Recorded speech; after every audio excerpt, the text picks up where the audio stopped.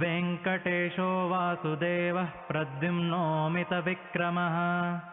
सङ्कर्षणो निरुद्धश्च शेषाद्रिपतिरेव च जनार्दनः पद्मनाभो वेङ्कटाचलवासनः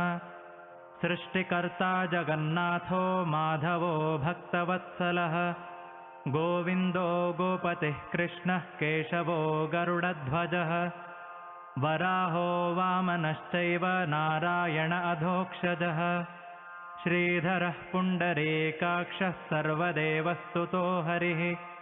श्रीनृसिंहो महासिंहः सूत्राकारः पुरातनः